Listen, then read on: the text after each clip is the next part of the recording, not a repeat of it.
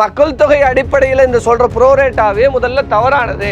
நீங்க மக்கள் தொகை கணக்கெடுப்பின் அடிப்படையில் நீங்க கொண்டு வந்தாலே சவுத் ஸ்டேட்ல இருக்கிற இடங்களுக்கு எங்களுக்கு எல்லாம் குறைக்கப்படும். எந்த கணக்குல பேசுறது இன்னும் அதுக்கான எந்த ப்ராசஸ்மே ஆரம்பிக்கல. ஒரு ஊடகமான ஒரு தகவலை வைத்து பேசுகிறீங்களா? எதுக்கு வெளிநடப்பு செஞ்சாங்க? யார் வெளிநடப்பு செய்யணும்? அவையில இருந்து எல்லாரும் வெளியேற்றியது யார்? திமுக வெளிநடப்பு செய்யல, வெளியேற்றப்பட்டார்கள். கனிமொழி அடக்கம் எல்லாரும் வெளியே வந்து எதுக்கு வெளிநடப்பு? அங்க கேள்வி கேட்கிறோம், கேள்வி கேட்டா பதில் சொன்னா எல்லாரும் வெளியில அனுப்பும் போது நீங்க உட்கார்ந்து 400 சீட்டு நீங்களே சார் சோபார் நாங்க வெற்றி பெற போறீங்களே, எங்க போச்சு? 250 சீட்டுக்கே வரலையே. மொத்தமா சேர்த்தா கூட இந்தி கூட்டணி வரல. நான் சொல்றேன் இந்தி கூட்டணி வரலங்க.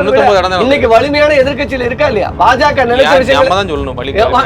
நீங்க சார் நீங்க தெரியலன்னா ஒத்துங்க. பாஜக வாங்கி இருக்கக்கூடிய தொகுதிகளுடைய எண்ணிக்கை ஒட்டுமொத்தமாக இந்தி கூட்டணி இன்கிரீஸ் ஆயிருக்கா குறைஞ்சிருக்கு? தேர்ட் லாங்குவேஜ் என்ன நடந்துட்டு இருக்கு? ஆர்டிஐல தகவல் சொல்லுங்க. தமிழ்நாட்டில் நடத்துற கேந்திர வித்யாலயால ஒரு தமிழாசிரியர் இல்ல. எத்தனை ஆண்டா நான் நடத்துறேன்? அண்ணாமலைகிட்ட பதில் இருக்கா? என்ன தமிழ்நாடு என்ன முட்டா பயல்கள் இருக்கிற இடம் நினைச்சிட்டாரா? தேர்தல் அறிக்கையில சொன்னீங்களே, செஞ்சீங்களா? எதை செய்யலன்னு சொல்லுங்க. வர வேண்டிய ஜிஎஸ்டி நிலுவைத் தொகை 12,000 கோடியை கொடுக்கணும். கொடுத்தா இந்த விஷயங்களை எல்லாம் இடைநிலை ஆசிரியர்களை வந்து நிரந்தரம் செய்ய வேண்டும் அப்படிங்கிற கோரிக்கை வந்து from the day one இருக்கு. நீங்க சொன்னீங்க பெட்ரோல் ஒரு நிமிஷம், பெட்ரோல்ல 70% வந்து மாநில அரசுக்கு வரி வருவாய் வருது. எல்லாத்தையும் நானே செலவு பண்ணிட்டா அப்புறம் நீ எதுக்கு ஒன்றிய அரசின் கட்டுப்பாட்டுல அண்ணாவின் கோரிக்கையை முன் வச்சிருவா? நீ கொடுத்துட்டு கேளு. அப்ப பாஜகவில் இருக்கிற எச் ராஜா உனக்கு சிறந்த அறிஞர் ஆயிடுறாரு. தமிழ் வானதி சீனிவாசன் உனக்கு அக்கா ஆயிடுறாங்க. தமிழிசை உங்களுக்கு அக்கா ஆயிடுறாங்க. எல்லாரையும் தான் உறமுறை வச்சு இல்ல ஒரு வலிமையான வேட்பாளர் நீ என்ன பண்ண தேர்தல்? அவ்வளவு வலிமில்லாதவரா பிரதமர் மோடி ராமநாதபுரத்துல இருந்தா நான் போய் அங்க நிப்பேன்னு சொன்னாரு. செஞ்சாரா? நீங்களே செஞ்சீங்களா சார்? இந்த கேள்விதான் உங்க மேல வந்து அதிமுக காரங்க வைக்கிறாங்க. யார் எங்க? இதெல்லாம் சிரிப்பா இருக்கு. செய்ய முடியலன்னு சிரிச்சு கடந்துடலாம். தேர்தல் காலத்துல மக்கள் வாக்களித்து வெற்றி பெற்றிருக்காங்க. சிரிச்சிட்டு கடந்துறதுக்குலாம் இங்க வேலை இல்ல. பாஜகவும் பாஜகவுக்கு அடிவருடித்தனமாக வேலை செய்கிற அதிமுகவும் சீமான் போன்ற நபர்களுக்கு தான் மக்கள் சவுக்கடி கொடுத்து வெளில அனுப்பியிருக்காங்களே தவிர. SA Engineering College, an autonomous institution. Counseling code 1114. For more details, saec.ac.in. மணப்பெண்ணின் பிரத்யேகமான திருமணம் விவாஹா தி சென்னை சில்க்ஸ். அமித்ஷா அவர்கள் தெளிவாக சொன்னார். அதை அண்ணாமலையும் சுட்டிக்காட்டினார். திருமதி வானதி அவர்களும் சுட்டிக்காட்டினார். ப்ரோரேட்டான்னு சொன்னார். ப்ரோரேட்டா எந்த அடிப்படையில்? ப்ரோரேட்டா வந்து எந்த விதத்துல என்ன பிக்ஸ் பண்ண போறாங்கிறது இன்னும் அதுக்கான ப்ராசஸே இன்னும் ஆரம்பிக்கல. 2026 2029 மறுபடியும் எலெக்ஷன் வரும். 2026 சென்சஸ் எடுக்கிறாங்க. சென்சஸ் எடுக்கிற 2 வருஷம். இந்த 2 வருஷத்தினுடைய வரக்கூடிய சென்சஸை வச்சு அதுக்கப்புறம் நம்ம கொண்டு போகக்கூடிய சென்சஸை வச்சாலே மாநிலங்களுக்கான உரிமைகள்ல தமிழ்நாட்டுக்கு 8 இடங்கள் குறைக்கப்படும். நீங்க சென்சஸை வச்சீங்கன்னா நான் என்ன சொல்றேன், 1970 இங்க மக்கள் தொகை கணக்கெடுப்பின் அடிப்படையில அப்பயே என்ன பண்ணிட்டாங்க அப்படின்னா, இங்க மக்கள் தொகை பெருக்கத்தை குறைக்கணும்ன்ற பேர்ல நீங்க வந்து விகிதாச்சார அடிப்படையில கொண்டு வராங்க. அப்ப என்ன சொல்றாங்க, இந்த 20 ஆண்டுகள் இதை 25 ஆண்டுகள் இதை ஒத்தி வைக்கணும் அப்படின்னு நிப்பாட்டிட்டு 71 எமர்ஜென்சி பீரியட்ல இந்திரா காந்தி பீரியட்ல நிப்பாட்டிட்டு மற்ற மாநிலங்கள் எல்லா மாநிலங்களிலும் இந்தியா முழுக்க இருக்கிற அத்தனை மாநிலங்களிலும் இந்த மக்கள் தொகை பெருக்கத்தை கட்டுப்படுத்த வேண்டும்னு அமுல்படுத்துறாங்க. அதை சரியாக தென் மாநிலங்கள்ல கடைபிடித்தோம். அதன் விளைவுதான் இன்னைக்கு மக்கள் தொகை கட்டுப்பாட்டுல இருக்கு. ஆனா இன்னைக்கு உத்தரப்பிரதேசத்துல நான் சொல்லி முடிச்சிடறேன். உத்தரப்பிரதேசத்துல இன்னைக்கு நாம் இருவர் நமக்கு இருவர்னு ஒரு கொள்கையின் அடிப்படையில் அங்க பெற்றுக்கிட்டாங்க. அங்க மக்கள் தொகையை சரியா அமல்படுத்திருக்காங்களா? எந்த ஒரு விஷயமும் செய்யல. இன்னைக்கு நாம அதை செய்திருக்கிறதுனால நமக்கு இது வினையாக வந்து விட்டது அப்படிங்கறதுதான் இதை சொல்றாரு. அப்ப மக்கள் தொகை அடிப்படையில இந்த சொல்ற ப்ரோரேட்டாவே முதல்ல தவறானது. நீங்க மக்கள் தொகை கணக்கெடுப்பின் அடிப்படையில நீங்க கொண்டு வந்தாலே சவுத் ஸ்டேட்ல இருக்கிற இடங்களுக்கு எங்களுக்கு எல்லாம் குறைக்கப்படும். அதே மாதிரி நார்த்ல இருக்கிற ஹிந்தி பேசுகிற ஹாட்லாண்டான உத்தரப்பிரதேசத்துக்கு 80 சீட்டுகள் இப்ப இருக்கு, 88 சீட்டுகள் இருக்கு. 60 சீட்டுகள் இன்க்ரீஸ் பண்ணப்படும். 148 சீட்டு. அவன் உத்தரப்பிரதேசத்தை ஜெயிச்சாலே முடிஞ்சிச்சு. இனிமேல என்ன வேணாலும் செஞ்சுக்கலாம். எந்த கணக்குல பேசுறது இன்னும் அதுக்கான எந்த ப்ராசஸ்மே ஆரம்பிக்கல. எந்த ப்ராசஸும் இல்ல. நான் சொல்றது மக்கள் தொகை. நீங்களா ஒரு ஊடகமான ஒரு தகவலை வைத்து பேசுகிறீங்களா? நானே கேட்கிறேன். நாடாளுமன்றத்துல அத்தனை எம்பிக்களும் கேள்வி கேட்கும் போது அதுக்கு அனுமதிங்க. அதை பற்றி பேச வேண்டிய கடமையா இருக்கு.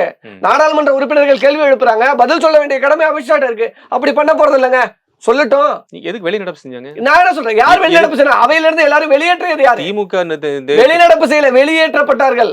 அக்கா கனிமொழி அடக்கம் எல்லாரும் வெளியே வந்து எதுக்கு வெளிநடப்பு செஞ்சீங்க? சார் அங்க கேள்வி கேட்கிறோம், கேள்வி கேட்டேன்னா பதில் சொன்னா அனுமதி மறுக்கப்பட்டு எல்லாரும் வெளியில அனுப்பும் போது நீங்க உட்கார்ந்துருப்பீங்க. யார் உங்களுக்கு அனுமதி வெளியேற்றினாரா இல்லையா? அனுமதி மறுக்கப்பட்டது. அனுமதி மறுக்கப்பட்டது.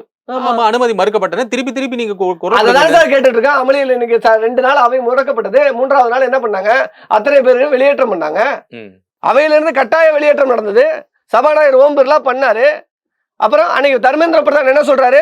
ஓப்பன் ஸ்டேட்மெண்டா நீ பிஜேபி என்ன வேணாலும் பேசிட்டு போய் ஆட்சி அதிகாரத்துல வந்து உட்காந்தா நீனே கால இன்னைக்கு ஆட்சி பிடிச்சிட்டு இருக்க. மெஜாரிட்டியில இருக்க இன்னைக்கு பிஜேபி ஆட்சி. தவறான வார்த்தை. இல்ல நான் என்ன சொல்றேன், இன்னைக்கு ஆட்சி யார் காலை பிடித்து நடந்துகிட்டு இருக்கிறது? மெஜாரிட்டியில இருக்க இன்னைக்கு ஆட்சி. சந்திரபாபு நாயுடு நிதிஷ்குமார் ஆட்சி, இந்த கூட்டணி ஆட்சியில தான் இன்னைக்கு பிஜேபி ஆட்சியில இருக்கு. 400 சீட்டு நீங்களே 400 பார் நாங்க வெற்றி பெற போறீங்களே, எங்க போச்சு? 250 சீட்டுக்கே வரலையே. மொத்தமா சேர்த்தா கூட இண்டி கூட்டணி வரல. நான் சொல்றேன் இண்டி கூட்டணி வரலங்க. இன்னைக்கு வலிமையான எதிர்க்கட்சியில இருக்கா இல்லையா? பாஜக நினைச்ச விஷயம் நீங்க சார் நீங்க தெரியலன்னா ஒத்துங்க. நான் என்ன சொல்றேன்னா இன்னைக்கு நாடாளுமன்றமாக சேர்த்து பாஜக வாங்கி இருக்க கூடிய தொகுதிகளுடைய எண்ணிக்கை ஒட்டுமொத்தமாக இண்டி கூட்டணி இன்கிரீஸ் ஆயிருக்கா குறைஞ்சிருக்கு. இண்டி கூட்டணி வாங்கி இந்தியா கூட்டணியில இன்னைக்கு போன முறையை விட வலிமையான இடத்துல இருக்கா இல்லையா? பாஜக சொன்ன தேர்தல் பிரச்சாரத்தின் அடிப்படையில நாங்கள் தனித்து ஆட்சி அதிகாரத்தை பெறுவோம்னு சொன்ன இடத்துல இன்றைக்கு கூட்டணி ஆட்சி நடந்து கொண்டிருக்கா இல்லையா? பீகாருக்கு என்று நீங்க தனி பட்ஜெட்டை அறிவிச்சீங்களா இல்லையா நாடாளுமன்றத்துல? அப்ப நான் அதை தான் கேட்கிறேன், இன்னைக்கு உங்கள் ஆட்சி எப்படி நடந்து கொண்டிருக்கு?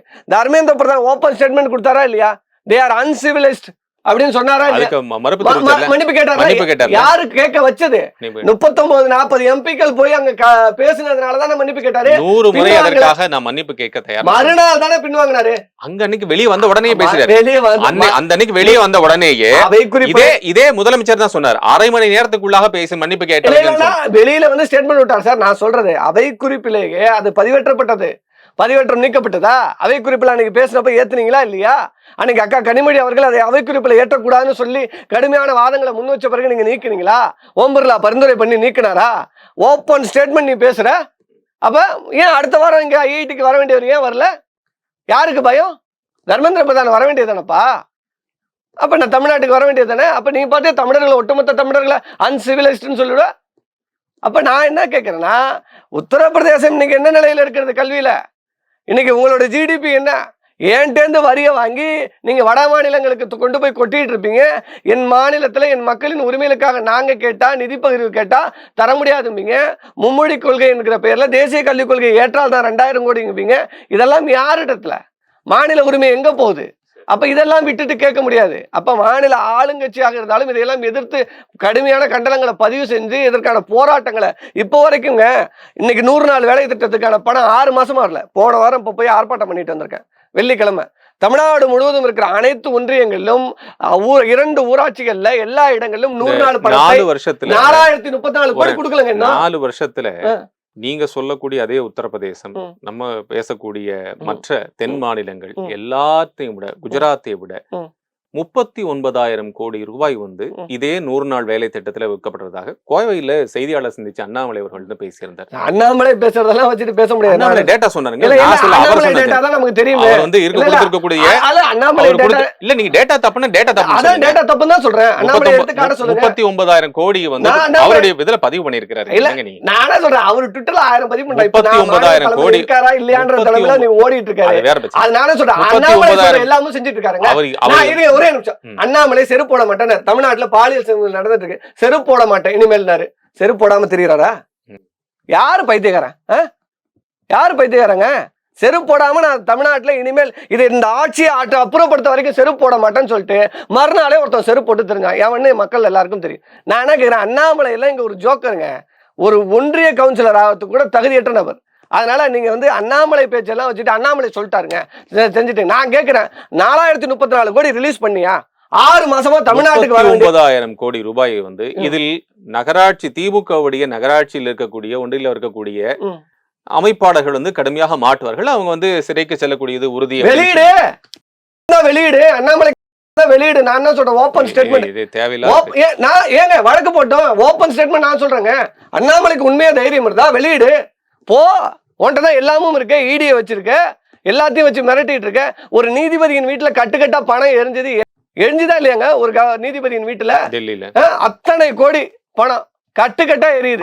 அவர் இன்னும் கிளைம் பண்ணல சார். ஒருத்தவங்க வீட்டுல எரியுது எனக்கே தெரியலங்கிறாரு, அவர் தெரியல பாக்கலங்கிறாரு. இல்ல அது அந்த கேஸ் வந்து நிலுவையில் இருக்கு. அந்த கேஸ் நிலுவையில் இருக்கட்டும். அவர் எப்படிப்பட்ட தீர்ப்புகளை கொடுத்தார் என்கிற வரலாறு எல்லாம் இருக்கு. நான் என்ன சொல்றேன்னா, அப்ப நீங்க என்ன பண்ணிட்டு இருக்கீங்க? இன்னைக்கு 434 கோடி வரணும்னு ஒரு மாநில அரசு கிளைம் பண்ணுது, ஆதாரம் இல்லாம கிளைம் பண்ணல. எனக்கு வர வேண்டிய கல்வி நிறுவனத்துறை 2000 கோடி 2126 கோடி கொடுக்க வேண்டும். நீ யார் ஸ்டாப் பண்ற? கல்வி கன்கரண்ட் லிஸ்ட்ல இருக்கு. இதுல ஒரு சந்தேகத்தின் அடிப்படையில் சரி, குஜராத் தேசிய கல்விக் கொள்கை ஒரே நிமிஷம். இப்ப நீங்க சொன்ன 100 நாள் வேலை திட்டத்துல வந்து 60-40 ரேஷியோ 60-40 ரேஷியோல வந்து நம்ம வந்து 60% வந்து ஊதியம், 40% வந்து அந்த எது வேணுமோ அதை செய்வதற்கான உபகரணங்கள் வாங்குறதுக்கான மற்ற விஷயங்கள். அதுல வந்து 80%க்கு மேல வந்து ஊதியமே நிலுவையில் இருக்கு அப்படின்னு சொல்லப்படுது. அவரு சொன்னார். யார்? அண்ணாமலை சொன்னார். நான் சொல்றேன், அண்ணாமலை எடுத்து ஓப்பன்ல போட சொல்லுங்க, வழக்கு போட சொல்லுங்க, மாநில அரசின் மீது வழக்கு போட சொல்லுங்க. எல்லாமே இருக்குல்ல, போடட்டுங்க. நான் தான் சொல்றேன், உன்கிட்ட திறமை இருக்குல்ல, உன்கிட்ட எவிடன்ஸ் இருக்குல்ல, போடு போ. நான் இன்னைக்கு ஓப்பன்ல கேள்வி கேட்கிறேன், இதுக்கு பதில் சொல்லிட்டு போ. 4034 கோடியை கொடுக்க வேண்டிய ஒன்றிய அரசு கொடுக்கல, என்ன பண்ணலாம்? உன்ன சொல்லுங்க. எனக்கு கல்வி நிறுவனத்தை தேசிய கல்விக் கொள்கையை குஜராத் வச்சுக்கிட்டா, குஜராத்ல தேசிய கல்விக் கொள்கை அமல்படுத்திட்டீங்களா? சரி, இத்தனை மாநிலங்களை அமல்படுத்திருக்கீங்களா? எத்தனை தேர்ட் லாங்குவேஜ் என்ன நடந்துகிட்டு இருக்கு? ஆர்டிஐல தகவல் சொல்லுங்க. தமிழ்நாட்டில் நடத்துற கேந்திர வித்யாலயாவில் ஒரு தமிழாசிரியர்ல எத்தனை ஆண்டா நான் நடத்துறேன் கேந்திர வித்யாலயா? ஒரு தமிழாசிரியர்ல ஆர்டிஐல எடுத்து போட்ட தகவல். அண்ணாமலைகிட்ட பதில் இருக்கா? இல்ல பாஜக யாராவது பதில் சொல்லுவாங்களா? என்னங்க நீங்க நினைச்சிட்டு இருக்கீங்க? என்ன தமிழ்நாடு என்ன முட்டா பயல்கள் இருக்கிற இடம் நினைச்சிட்டாங்களா? இல்ல வட இந்தியான்னு நினைச்சிட்டு இருந்துட்டீங்களா? நான் என்ன கேட்கறேன்னா, நீங்க எங்களுக்கான உரிமையும் மறுப்பீங்க, எங்களையே நசுக்க நினைப்பீங்க. நான் தான் சொல்றேன், பாரத நாடு பைந்தமிழர் நாடு. இந்த ஒட்டுமொத்த தேசமே தமிழ்நாடு, நான் என்ன சொல்றேன், தமிழர்களுக்கு சொந்தமானது. நான் அம்பேத்கர் வழியிலும் சொல்றேன், இந்த தேசத்தை உரிமை கொண்டாட உரிமை இருக்கு என்றால் அது இந்தியா முழுவதும் பழகி இந்த நாகர்கள் எனப்படுகிற திராவிடர்களுக்கான உரிமை தான் அப்படின்னு சொல்லிட்டு போயிட்டாரு. நீ யாரு? எங்கேருந்து வந்து உட்கார்ந்து கொண்டு இங்க வந்து இந்து ராஷ்டிரம் படைப்பேன், அகண்ட பாரதம் படைப்பேன்றது பேசுறதுக்கு யாரு? நான் தான் கேட்கிறேன், இன்னைக்கு மற்ற மாநிலங்கள் நீங்க அமுல்படுத்திய தேசிய கல்விக் கொள்கையில தேர்ட் லாங்குவேஜா என்ன சூஸ் பண்ணிட்டு இருக்காங்க? ரேஷியோ காட்டுங்க, என்ன பண்ணிட்டு இருக்கீங்க? தமிழாசிரியர்கள் அனுப்பலாமே. சார், நான் கேட்கறதுக்கான பதில், தமிழாசிரியர் எங்க இருந்து அனுப்பணும்? கேந்திர வித்யாலயா நடத்துறது மாநில கவர்மெண்டா, மாநில அரசா? மாநில அரசு நடத்தக்கூடிய மெட்ரிகுலேஷன் ஸ்கூல்ஸ்ல நிறைய இல்ல அப்படின்னு எடுத்து போடுங்க சார். மெட்ரிகுலேஷன் போட வேண்டாம் சார். நான் சொல்றேன், வழக்கு போடுங்க, எந்த ஸ்கூல்ல நடத்தலன்னு. நீங்க அதெல்லாம் விட்டுவிட்டு சார், இங்க உங்க பள்ளியில படிக்கிறாங்களே விருப்ப பாடம், இன்னைக்கு அரசு, தமிழ்நாடு அரசு நடத்துகிற, தமிழக பள்ளிக்கல்வித்துறையில நடத்துகிற, தமிழ்நாடு அரசு நடத்துகிற பள்ளிக்கூடங்கள்ல தமிழாசிரியர்ல ஏதாவது ஒரு டேட்டா காட்ட சொல்லுங்க. நீங்க மாநில 10% கேந்திர வித்யாலயா எந்த மாநிலத்தில் இருந்தாலும் அந்த மாநில மக்களான மாணவர்களுக்கான 10% இடஒதுக்கீடு உண்டு. சரி, அந்த 10% மாணவர்களுக்காவது நீ ஒரு தமிழாசிரியர் போட்டிருக்கா, அதுவும் இத்தனை ஆண்டுகள்ல நீ நடத்தல. கிட்டத்தட்ட 10 ஆண்டுகளுக்கு மேல ஆட்சியில இருக்க. அப்ப நீ சொன்ன விஷயத்தையே நீ செய்யலையே. நான் தேசிய கல்விக் கொள்கையை கொண்டு வருவேன், இது வந்து மக்களுக்கு முன்னேற்றத்தை கொடுக்கும்னா அதை நான் எப்படி நம்புறது? அது மட்டும் இல்ல, 3ஆம் வகுப்புல பொதுத் தேர்வு இல்ல. நீங்க இடையில ஒரு விஷயத்த சொன்னீங்க, சொன்ன விஷயத்தையே செய்யல அப்படின்னு. இன்னைக்கு வந்து அதிமுக சாருடைய ஐடி விங்ல வந்து முதலமைச்சர், அதாவது இப்போது முதலமைச்சர் மு க ஸ்டாலின் அவர்கள் அவங்களுடைய தேர்தல் அறிக்கையில சொன்ன விஷயத்துல சொன்னீங்களே செஞ்சீங்களா அப்படின்னு கேட்டு, எதை செய்யலன்னு சொல்லுங்க. நாங்க தேர்தல் அறிக்கையில குறிப்பிட்ட விஷயங்களை தாண்டி பல விஷயங்களை செஞ்சிருக்கோம். புதுமை இல்ல, நான் சொல்றேன் 90% நிறைவேற்றப்பட்டிருக்கு. தலைவர் அவர்கள் குறிப்பிட்டிருக்காரு. 10 விஷயம் வந்து இல்ல, நான் சொல்றேன், பகுதி நேர ஒரு நிமிஷம் சொல்லுங்க. பகுதி நேர ஆசிரியர்கள் வந்து நிரந்தரமாக்கப்படுவார்கள். பெட்ரோல் விலை 5 ரூபாய் குறைக்கப்படும், டீசல் விலை 4 ரூபாய் குறைக்கப்படும், 100 ரூபாய் கேஸ் எல்பிஜி மானியம் கொடுக்கப்படும், மாதம் மின் ஊதியம் கணக்கெடுக்கப்படும். கொரோனா காலத்தினுடைய அந்த நீட்சியாக சொத்து வரி உயர்த்தப்படாது. இது சார், இந்த 5 விஷயத்தை பைலட் பண்ணிட்டீங்களா? நான் இதே கேள்வி கேட்கிறேன். எனக்கு வர வேண்டிய ஜிஎஸ்டி நிலுவைத் தொகை 12,000 கோடியை கொடுக்கணும். கொடுத்தா இந்த விஷயங்களை எல்லாம் நான் இம்ப்ளிமெண்ட் பண்றதுக்கு எனக்கு பணம் இருக்கும். நான் இதே கேட்கிறேன், கச்சா எண்ணெய் உலக நாடுகள்ல வீழ்ச்சி எழும்போதும் இந்திய கார்பரேட் கம்பெனிகளுக்காக, கார்பரேட் முதலாளிகளுக்காக இங்க பெட்ரோல் டீசல் விலையை குறைக்காம இருக்கிற ஒன்றிய அரசை என்ன சொல்றது? இது பக்கத்துல இருக்க சின்ன நாடு ஸ்ரீலங்கா இருங்க, நான் முடிச்சிடறேன். பக்கத்துல இருக்க சின்ன நாடு ஸ்ரீலங்கால பெட்ரோல் டீசல் விலை என்ன? பக்கத்துல இருக்கிற பாகிஸ்தான்ல பெட்ரோல் டீசல் விலை என்ன? உலக நாடுகளில் கச்சா எண்ணெய் வீழ்ந்தாலும் இந்தியாவில் பெட்ரோல் டீசல் விலையை குறைக்க மாட்டீங்க. இங்க நீங்க என்ன சொல்லி வந்தீங்க? கேஸ் விலையை நான் பாதியா குறைப்பேன்ட்டு நீங்க 2014 சொல்லி வந்தீங்க. கேஸ் விலையை பாதியா குறைச்சிட்டீங்களா? அப்ப நீங்க என்ன வாக்குறுதிகளை சொல்லி வந்தீங்க? அப்ப எங்களுக்கு நான் ஒரு மாநில அரசு ஒரு ஒன்றிய அரசின் கீழ் கட்டுப்பட்டு இயங்க வேண்டிய இடத்துல இருக்கிறேன். எனக்கு வர வேண்டிய நிலுவைத் தொகையை உங்கள்கிட்ட இருந்து போராடி பெறுவதற்கு நான் பல போராட்டங்களை நடத்த வேண்டியது இருக்கு. மாநில முதல்வர் நேரடியாக ஒன்றிய பிரதமரை ஒரே மேடையில் வைத்துக்கொண்டு எனக்கு வழங்க வேண்டிய ஜிஎஸ்டி நிலுவைத் தொகையை தாருங்கன்ற பொது மேடையில கேட்க வேண்டியதா இருக்கு. அப்படி கேட்டும் 25% தான் ஒதுக்கப்படுது. சரி ரைட்டு, இப்படியும் நீங்க பண்ண மாட்டீங்க. சரி பெருவெள்ளங்கள் வருது, பேரிடர்கள் வருது, எல்லாத்திலும் நாங்கள் பாதிக்கப்பட்டு நின்று கையேந்தும் போது அப்பவும் எங்களுக்கான எந்த ஒரு பகிர்வும் நான் தரமாட்டேன்னு தமிழ்நாட்டை தொடர்ச்சியா வஞ்சனம் வஞ்சிட்டு இப்போ நாங்க சொன்ன விஷயங்கள்ல இதெல்லாம் இருக்கே, நீங்க செஞ்சுக்கலான்னு.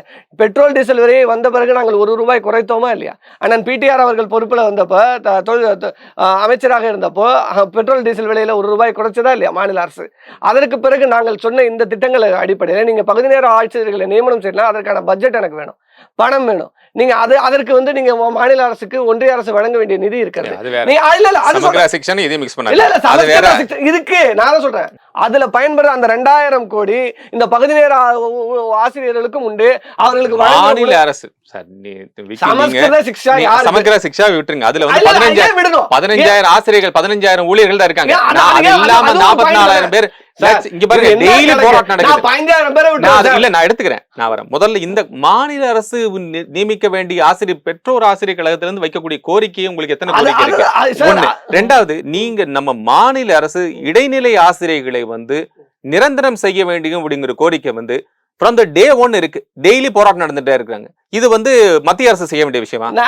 நீங்க சொன்னீங்க பெட்ரோல், ஒரே நிமிஷம், பெட்ரோலுக்கு நாங்க ஒன்றிய அரசு கிட்ட நீங்க நிக்கிறோம்னு சொல்லி பெட்ரோல்ல ஜிஎஸ்டிக்குள்ள கொண்டு வரணும்னு சொல்லிட்டு இது வரைக்கும் 44 ஜிஎஸ்டி கவுன்சில் கூட்டம் நடந்திருக்கு. அதுக்கு மேலே நடந்துட்டு கவுன்சில் கூட்டம். ஒரு கவுன்சில் கூட்டத்திலேயாவது பல மாநிலம் தமிழ்நாடு அதுக்கு வேணான்னு சொல்லி வந்துச்சு. மாநிலத்தினுடைய நிதியமைச்சர் இங்கன்னு போகும்போது ஜிஎஸ்டிக்குள்ள பெட்ரோலை கொண்டு வரக்கூடாதுன்னு மத்திய நிதியமைச்சர் என்ன சொன்னாங்க? இதே பெட்ரோல் ஜிஎஸ்டிக்குள்ள கொண்டு வரணும்னு சொல்லி சொன்னாங்க.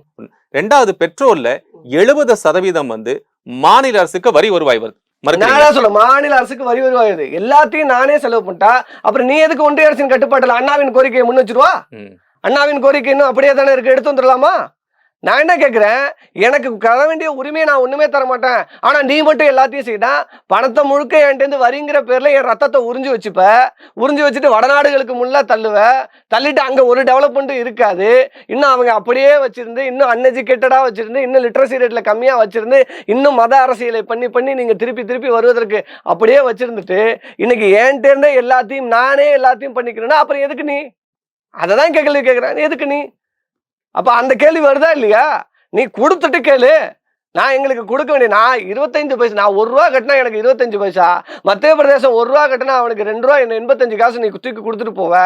நான் எங்களுக்கு இங்க பற்றாக்குறை ஏற்படும் போது, நான் பேரிடர்ல பாதிக்கப்படும் போது கேட்ட எந்த நிதியும் தர மாட்டேன். இந்த பேரிடரையும் நானே சமாளிச்சுக்கணும், எல்லாத்தையும் நானே செஞ்சுக்கணும், அப்புறம் நீ எதுக்கு எனக்கு? அண்ணாவின் கோரிக்கை இன்னும் இருக்கு. அதனால கடுமையா நாங்க எச்சரிக்க வேண்டிய தேவை இருக்கிறது ஒன்றிய அரசை பார்த்து. அதெல்லாம் நான் மீண்டும் சொல்றேன், எல்லா மாநிலத்திலும் உள்ள பாஜக அந்தந்த மாநில நலனுக்காக பேசுகிறது. இங்க இருக்கிற பாஜக மட்டும்தான் தமிழர் நலனுக்கு எதிராக பேசுகிறது. அதனாலதான் நோட்டாவோட போட்டி போட்டுட்டு இருக்கான். அதான் காரணம். தமிழக நலனுக்காக தான் நாங்க பேசுறோம்னு சொல்லிதான் அதான் நோட்டாவோட போடுறோம். அது ஒரு புறம் இருக்கட்டும். அதிமுகவுடைய பொதுச் செயலாளர் எடப்பாடி பழனிசாமி அவர்கள் தொடர்ச்சியாக திமுக அரசு மீது, தமிழக அரசு மீது குற்றச்சாட்டை வைத்துக் கொண்டு எந்த வேலையுமே செய்யறதில்லை, நான் சொன்ன வேலை எதுவுமே செய்யறதில்லை அப்படின்னு குற்றச்சாட்டை வைத்திருக்கிறார். அதிமுக ஐடி விங் சார்பு தான் இத்தனை இந்த தேர்தல் அறிக்கையில சொன்னீங்களே செஞ்சீங்களா அப்படின்னு அந்த அதான் சொல்றேன், சொன்னீங்களே செஞ்சீங்களா, வர தேர்தலில் பாத்துருவோம். சொன்னதுக்கு மக்கள் எந்த அளவுக்கு ஆதரவு கொடுக்குறாங்கன்னு. நடந்து முடிந்த நாடாளுமன்ற தேர்தலில் என்ன இவர் சொல்லி கேட்டாரு, என்ன நடந்தது அப்படிங்கிறத மக்கள் மத்தியில் பார்த்துட்டு தான் இருக்கோம். அதனால எடப்பாடி பழனிசாமிக்கெல்லாம் இந்த பற்றி பேசுகிற அருகதை ஒண்ணுமே இல்லை. இன்னைக்கு நீங்க சொன்னீங்க மின் திட்டத்தை பத்தி. உதயமின் திட்டத்துல ஜெயலலிதா அவர்கள் உதயமின் திட்டத்தை எதிர்த்தாங்க, தேசிய உணவு பாதுகாப்பு கொள்கையை எதிர்த்தாங்க. இதையெல்லாம் வாய் மூடி அடிமைகளின் ஆட்சியாக பாஜகவுக்கு அடிமை பிரயாசனம் எழுதி கொடுத்து விட்டு அவர்களுக்கு கையெழுத்து போட்டதன் விளைவாகத்தான், உதயமின் திட்டத்தை அமுல்படுத்தின விளைவாகத்தான் இங்க நீங்க மின்சார கட்டணத்தை உயர்த்தினால்தான் உங்களுக்கு வர வேண்டிய நிதியை தருவோம் என்று ஒன்றிய அரசு நெருக்கியதா இல்லையா? அதன் பிறகு தமிழக அரசு உயர்த்தியதா இல்லையா? அப்ப எல்லா விஷயத்தையும் நீங்க அடகு வைத்து விட்டு அடிமைகளாக அடிமை சாசனம் எழுதி கொடுத்து ஆட்சியை நடத்தி விட்டு இன்றைக்கு ஆகா தமிழக நலன் பறிக்கப்படுதுன்னா நான் கேக்குற ஓப்பனா இன்னைக்கு நான் முன்னாள் மின்துறை அமைச்சர் தங்கமணி அவர்கள் இதற்கு வந்து பதில் சொன்னாங்களே. என்ன சொன்னாங்க? நாங்க வந்து நீங்க என்ன கேள்வி கேட்டீங்களோ அதுக்கு நான் பதில் சொல்லக்கு நான் ரெடியா இருக்கேன். எதுக்காக நாங்க வந்து அதுக்கு சொல்லட்டுமே ஒத்துக்கிட்டோம் அப்படின்னு சொல்லி அவர் சொன்னாரு. எல்லாம் சொல்லட்டும். ஏன்னா மக்கள் மத்தியில எடுத்து வைங்க. நானே சொல்றேன், மக்களை சந்திங்க, மக்கள்கிட்ட சொல்லுங்க. நாங்க இதுக்காக தாங்க கையெழுத்து போட்டு கொடுத்தோம். அவங்க நல்ல விஷயம் சொன்னாங்க, கையெழுத்து போட்டு கொடுத்தோம். இல்லம் தேடி கல்வி திட்டம்னு சொல்லி இந்த இதுல வந்தது இல்ல, அந்த திட்டம் எது மூலியமா வந்தது? இதுல முடியுமா வந்தது? இல்லம் தேடி கல்வி திட்டம் ஒரு திட்டம். திரு சீமான் அவர்கள் வந்து குற்றச்சாட்டு வச்சு மும்மொழி கொள்கையை நீங்க வேண்டாம்னு சொல்றீங்க. அது இல்லம் தேடி கல்வி திட்டம்னு ஒரு திட்டம் இருக்கு. இடைநிற்றலுக்கு காரணமாக, அதுவும் குறிப்பாக கொரோனா காலத்துக்கு பிறகு இடைநிற்றல் ஏற்படுகிறது. அதை சரி செய்வதற்காக இல்லம் தேடி கல்வி என்கிற விஷயம் வந்து கொண்டு வரப்பட்டது. ஏன் இல்லம் தேடி மருத்துவம் இருக்கிறது? அது வந்து அது வந்து என்இபில ஒரு அம்சம் இல்ல. இல்ல நான் என்ன சொல்றேன், அது என்இபில உள்ள அம்சம் இல்ல. என்இபில என்ன அம்சம் இருக்கிறது? 3வது ஆப்ஷனல் லாங்குவேஜ் ஒன்று மும்மொழின்னு எடுத்துட்டு வரீங்க. 3வதுல பொதுத்தேர்வு எழுதணும். 3வதுல பொதுத்தேர்வு எழுதிடுவானா ஒரு மாணவன்? அவனோட மனநிலை என்ன? 10வதுல பொதுத்தேர்வு எழுதினாலே சூசைட் பண்ணிக்கிறான், ஃபெயில் ஆயிட்டானா. 3வதுல ஒரு பொதுத்தேர்வு எழுதணுமா? 5வதுல ஒரு பொதுத்தேர்வு எழுதணுமா? 8வதுல ஒரு பொதுத்தேர்வு எழுதணுமா? இதெல்லாம் வந்து நீங்க வந்து மாணவர்களுக்கான அறிவுத்திறன் மேம்பாடா? இது எப்படிப்பட்ட மேம்பாடு? அப்ப மாணவர்களை கல்வியிலிருந்து அப்புறப்படுத்துவது. 3ஆம் வகுப்புல ஒருத்தன் ஃபெயில் ஆயிட்டானா திருப்பி ஒரு தடவை எழுதலாமா அட்டம்ப்ட்? அதையும் ஃபெயில் ஆயிட்டானா போக வேண்டியதானா? யாரு பேசுறது? பாஜகவின் சங்கி ஸ்ரீகாந்த் கணேஷ் பொது முகாடையில கேட்டேன், உன் விட்டு பிள்ளையா இருந்தா விட்டுட்டு போயிடுவியான்னு. இன்றைக்குத்தான் தமிழ்நாடு மற்ற இடத்துல எனக்கு எங்க அப்பா இன்னைக்கு படித்த பட்டதாரியா இல்ல, இன்னும் என்ன படிக்க பட்டதாரியா ஆக்கி இருக்கிறாரு. அடுத்த தலைமுறை இப்பதான் உருவாயிட்டு இருக்கு. அதுக்குள்ளேயே நீங்க வந்து என்ன பண்றீங்க? அப்பன் தொழிலை, குலத்தொழிலை செய்யலாம். மோடி கொண்டு வந்தாரா இல்லையா? மோடியோட ஸ்கீம் குலத்தொழிலை செய்தால் அவர்களுக்கு மானியத்தை நான் கொடுப்பேன். எங்க அப்பன் பானை செஞ்சா உனக்கு நீ பானை செய்தா உனக்கு லோன் தரேன். எங்க அப்பா வெட்டியானா இருந்தா நான் போய் வெட்டியான வேலை பார்க்கறேன், உனக்கு லோன் தரம்பியா? இதுக்கு பேர் என்ன? இது இது இது இதுதான் ஸ்கீமா? இதை செய்யறது யாரு? அப்ப நான் அதான் கேட்கிறேன். அப்ப ஒன்றிய பாஜக என்ன செஞ்சுட்டு இருக்கு? நீங்க அதான் எடுத்துக்காட்டா சொன்னேன். நீங்க நடத்துகிற பள்ளியிலேயே அந்தந்த மாநில மொழிகளுக்கு முக்கியத்துவம் இல்லை. குறிப்பா தமிழ்நாட்டில் தமிழாசிரியரே இல்லாம கேந்திர வித்யாலயா 10 ஆண்டுகளுக்கு மேல நடக்குது. நீங்க வந்து தேசிய கல்விக் கொள்கையை கொண்டு வந்தா மக்கள்லாம் மாணவர்கள்லாம் திறன் மேம்பாடு சொன்னாரு. இந்த இல்லம் தேடி கல்வி திட்டத்தை வந்து நீங்க ஆல்ரெடி அமல்படுத்திட்டீங்க, அப்புறம் போய் எதுக்கு நீங்க கெஞ்சிட்டு உட்கார்ந்துருக்கீங்க அப்படிங்க. இல்லம் தேடி கல்வி நான் தெளிவா சொல்லிட்டேன். கொரோனா காலத்திற்கு பிறகு மாணவர்களை பள்ளிக்கு கொண்டு வருவதற்காக அது ஏற்படுத்தப்பட்ட திட்டம். இன்னைக்கு இல்லம் தேடி கல்வி இருக்கா? நானே சொல்றேன், இப்ப இருக்கா? செயல்பாட்டில் இருக்கா? எதற்காக எதை பண்ணோம்னா, நீங்க சீமானெல்லாம் பாஜகவின் ஏஜென்ட், RSSின் ஏஜென்ட். சீமானை பத்தி பேசினா நான் பல இதை பேசிடுவேன்.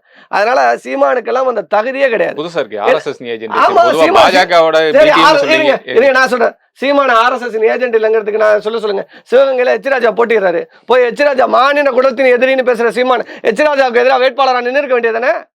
ஏன் நிக்கல? ஏன் கோயம்புத்தூர்ல வானதி சீனிவாசனுக்கு எதிராக ஒரு இஸ்லாமியர் வேட்பாளர் அப்துல் வஹாப் எதுக்கு கொண்டு போய் நிப்பாட்டின?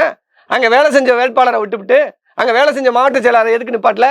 பணத்தை வாங்கிட்டு அந்தந்த தொகுதியில ஆள் செட் பண்ணி பாஜகவிற்கும் அதிமுகவுக்கும் வேலை பார்த்து விட்டு உங்களுக்கு என்ன யோக்கியதை இருக்கு? இப்ப பேசுறாரு ஒரு எச்ராஜா ஒரு சிறந்த அறிஞர். எங்க அண்ணன் யாரா? இது யார் பேசுற வார்த்தை? நீ என்ன சொன்ன? நான் திராவிடத்தை எதிர்க்க வந்தவன், பாஜக மாநில குலத்தின் எதிரி. அப்ப பாஜகவில் இருக்கிற எச்ராஜாவுக்கு உனக்கு சிறந்த அறிஞராயிடுறாரு. தமிழ் வானதி சீனிவாசன் உனக்கு அக்கா ஆயிடுறாங்க. தமிழிசை உங்களுக்கு அக்கா ஆயிடுறாங்க. சார் நான் இதை சொல்றேன் ஓப்பனா, நீ நிக்கணும்ல போய். இல்ல ஒரு வலிமையான வேட்பாளர் நீ என்ன பண்ண தேர்தல்ல? அவ்வளவு வலிமில்லாதவர் அவர் வந்து பிரதமர் மோடி ராமநாதபுரத்துல இருந்தா நான் போய் அங்க நிப்பேன்னு சொன்னாரு. செஞ்சாரா? பிரதமர் மோடி நிக்கல. செஞ்சீங்களா சார்? அதுதான் பிரதமர் மோடி நிக்கலையா? நான் இததான் கேக்குறேன். குளத்தூர்ல இந்த கேள்விதான் உங்க மேல வந்து அதிமுக காரன் வைக்கிறாங்க. யாரு? எங்க நானே சொல்றேன், இதெல்லாம் சிரிப்பா இருக்கு. நான் செய்ய முடியலன்னு சிரிச்சுட்டு கடந்துடலாம். யாரு சிரிச்சுட்டு கடந்துடலாம்? தேர்தல் காலத்துல மக்கள் வாக்களித்து வெற்றி பெற்றிருக்காங்க. சிரிச்சுட்டு கடந்துறதுக்கு எல்லாம் இங்க வேலை இல்ல. பாஜகவுக்கு அடிவருடித்தனமாக வேலை செய்கிற அதிமுகவும் சீமான் போன்ற நபர்களுக்கு தான் மக்கள் சவுக்கடி கொடுத்து வெளில அனுப்பியிருக்காங்க தவிர திமுகவுக்கு ஒன்றும் இல்லை. அதனால சொல்றேன், திமுக பணம் காட்டுனரி இதையெல்லாம் பார்த்து அஞ்ச போகிற ஆட்கள் நாங்கள்ல. தேர்தல் காலத்தில் இவர்களை வீழ்த்துவதற்கு என்ன செய்ய வேண்டுமோ அதை வந்து செய்துவோம். நிச்சயமாக மக்கள் இவர்களுக்கு சவுக்கடி கொடுக்கத்தான் போகிறாங்க. சட்டமன்றத்துல முதலமைச்சர் மு.க. ஸ்டாலின் அவர்கள் பேசுகின்ற போது உங்க எதிர்கட்சி தலைவர், உங்க கட்சியினுடைய தலைவர், எதிர்கட்சி தலைவர் மென்ஷன் பண்ணி டெல்லிக்கு போயிருக்கிறதா தகவல் வந்திருக்கு, யாரை சந்திக்க போயிருக்கான்னு தகவல். அது வந்து சட்டமன்றத்துல பேச வேண்டிய ஒரு விஷயம்.